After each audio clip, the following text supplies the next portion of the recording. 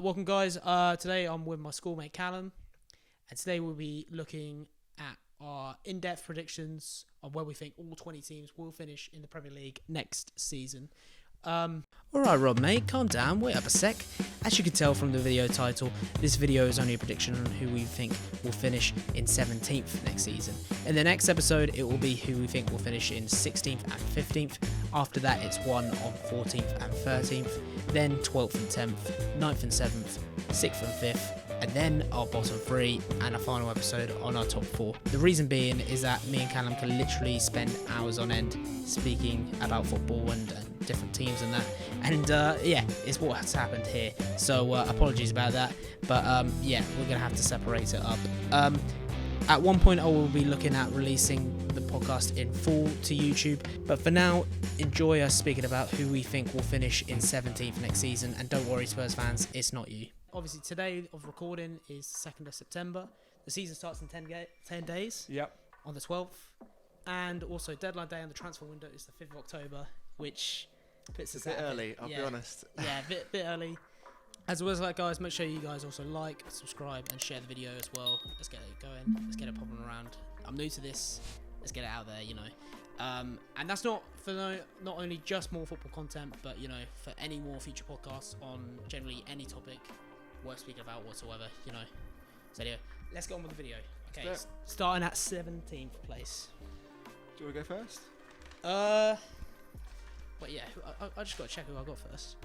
Alright, so this team in 17th place was supposed to have a lot more money than they should right now. Now we all thought at the start of the summer, but just haven't now. They're supposed to have this massive takeover. That's what I mean. Ooh, just didn't happen. I think I know where you're going there. Exactly. You know, I think be happy with where they finished last season, because I think they could certainly have done a lot better. Of course, it is Newcastle United. I think we'll finish in 17th place. Have they had that many key players this season? I don't know. Martin Dubravka, 11 clean sheets in 38 games. I think he's certainly been there for the team and certainly saved a lot of their asses this season, because the defence hasn't been too great, you know. Kieran Clark, Jamal Lascelles, they're decent centre-backs. Federico Fernandez in particular, great for Newcastle, but I don't think the other defenders have been up to it. Certainly like the you know, left-back, right-backs roles as well. I've noticed as well they've conceded a lot from corners last season. Yeah, that's true, which is funny for a team like that, because normally kind of the bottom half teams and like the older style teams like Newcastle are very good at set pieces. That's it, yeah. And Steve Bruce, that very kind of classic manager who you would think on the training ground would always be working on set pieces. I mean, I don't know what else he's working on, if I'm honest. He's working on his kebab. That's what he's working on his next kebab order. Yeah. Bless them, they're all going to come back massive for the new season. Yeah, I don't know. I think maybe a tad harsh on Newcastle 17th. Yeah, I think in some way, yeah. I don't know. It was hard to predict my 17th Newcastle place and also my 18th. Obviously, 18th being relegation. It was really hard, those two. I'll get onto 18th at the end, of course. But they've signed Jeff Hendrick. You know, adds that bit of depth. Certainly adds a bit more threat. Where do you think Jeff Hendrick is going to play? I think it'll be. So centre attacking mid, I think they should keep going on with perhaps.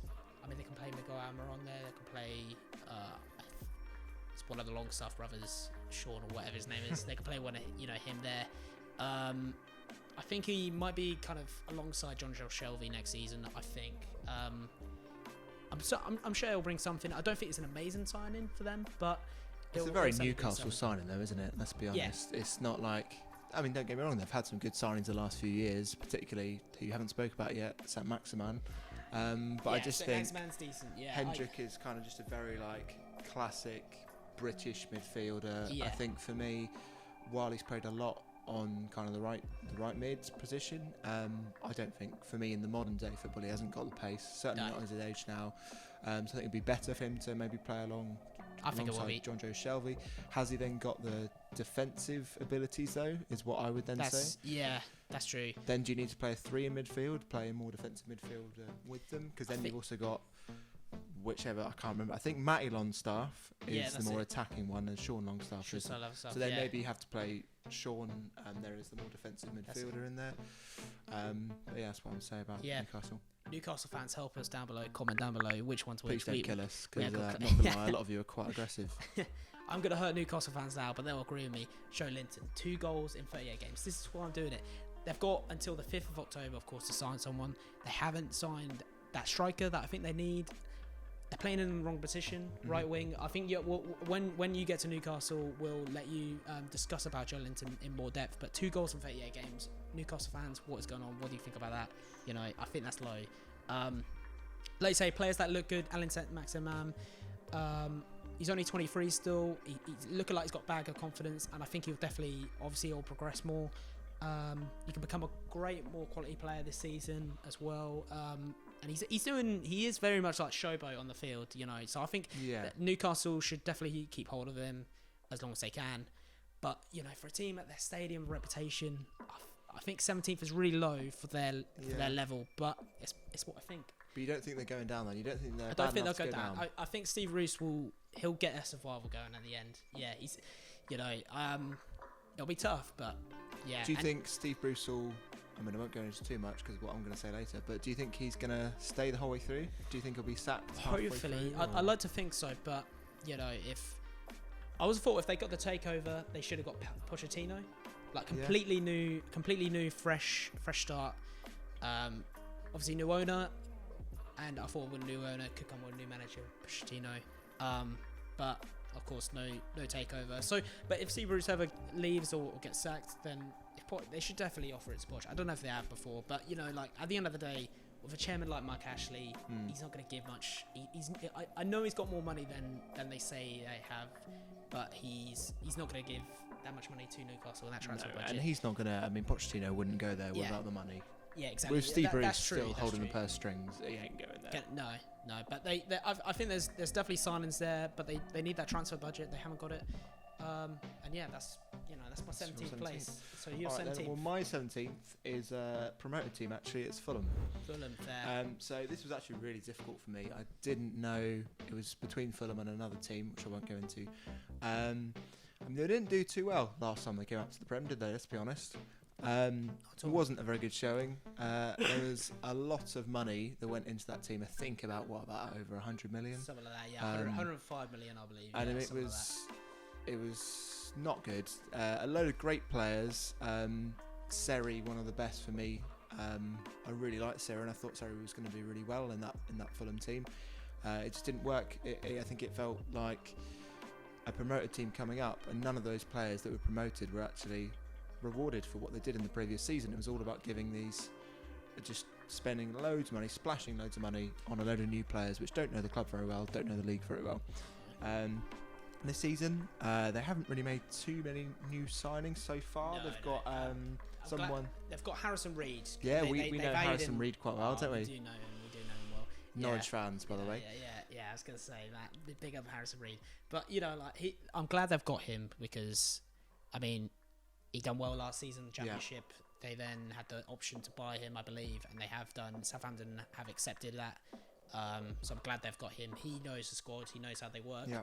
And that's a player already going in with a little bit of Premier League experience that they can use at their goodwill. Yeah, I think it's just, as I said, it's a stark comparison to, as I said, what they were doing before.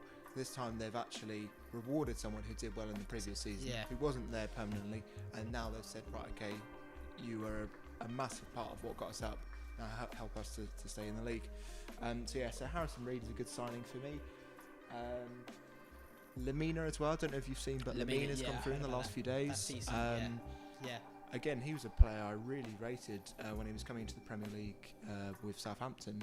He did really well beforehand. He just hasn't. He never quite clicked at Southampton. I think it's a sensible signing. Premier League experience. I see what Fulham are doing. But yeah, he never clicked at Southampton. Hopefully he can shine at Fulham. Whether it will be different, I do not know.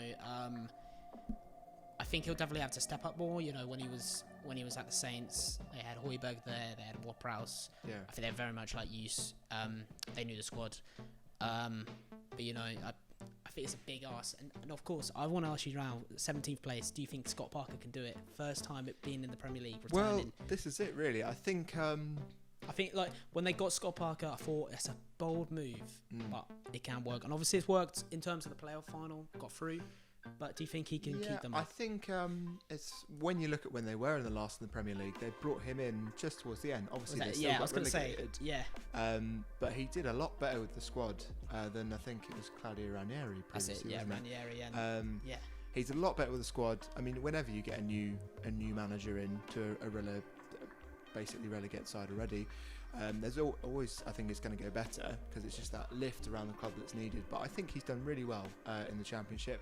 I think it's just nice to have new blood into that team. I think Fulham have been really unfortunate in past years, really. They're not what I remember them from about kind of even just 10 years ago. Yeah, definitely. Just remember some of the players they had. Clint Dempsey. Clint Dempsey, he was class, He was really class, and I think it's just changed a lot now. But I think, he's brought a little bit of that magic back. It's always special having an ex-player back. Definitely. I mean, speaking as an Norwich fan, we had that with Brian Gunn. I'd love to have it if Russell Martin one day comes back, or even Darren Huckabee, Adam Drury, something like that. I think there's always a special magic of an ex-player coming back.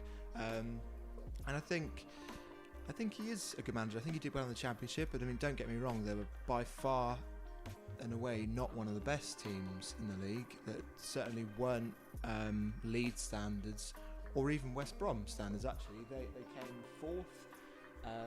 They only managed to muster 64 goals, which in the Championship you would think they would get more than that for going up to the Prem.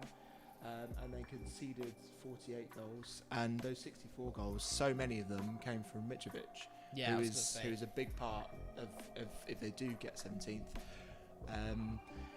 Previous seasons he's been so good in the Championship, and then just hasn't really turned up in the Premier League. He likes that physical nature of the Championship, and I don't think he's quite got that quality to hold it as well as in the Premier League. But he got 26 goals in the Championship and 2 assists.